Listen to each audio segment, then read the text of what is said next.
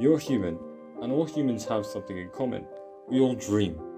Now, most of us dream of normal things like cars, marriage, or love.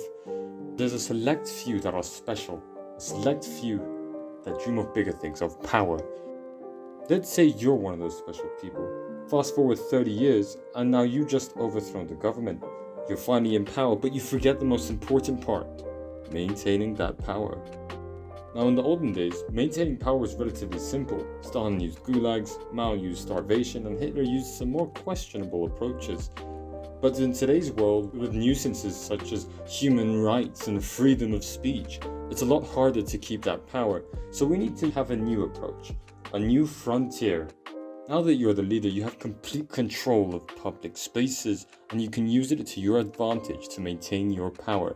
But rather than using the old secret weapon of fear, we need to use a modern weapon fit for the nuisances we mentioned earlier, the illusion of happiness.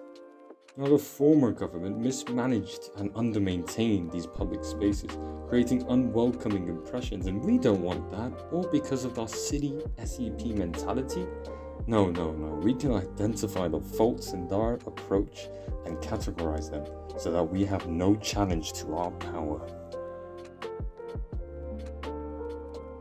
Now, with neglected spaces such as under bridges or beside highways, you have spots starved of social interaction and ripe for political dissent and crime against your government.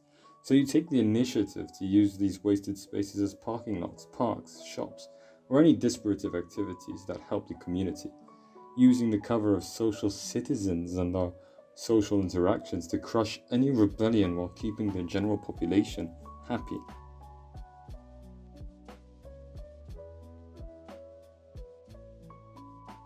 Now, that quote means a lot of different things to a lot of different people, but for us, all we see is how they alienate our citizens from their own streets with wide highways, pushing people indoors to areas we can't keep our eye on them.